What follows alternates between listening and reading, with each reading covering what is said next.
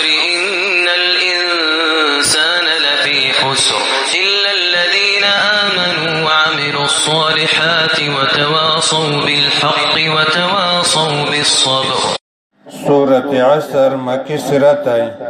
والعصر او قسم دیوی پمزدگر بنده ان الانسان چی یقینا انسان لفی خسر خمخ پتاون کشدائی الا الذین مگر اغا کسون پتاون کندی آمنو چی امون روڑائی وعملوا الصالحات او نیک عملنا یکڑی دی وتواصوا بالحق او وصیت وکیو بلتا پا حق سرا وتواصوا بالصبر او وصیت وکیو بلتا پا صبر سرا.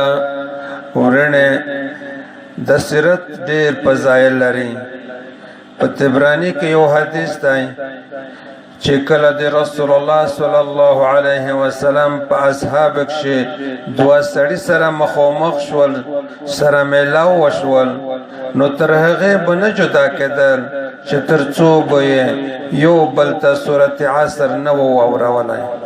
ورنه امام شافعی رحم الله ډېر خوشاله خبره کړې ده چې کله خلق په دې سیرت باندې غور وکړي سوچ وکړي فکر وکړي نو هم دا د هغې د پورا د هدایت د پورا کافی دی.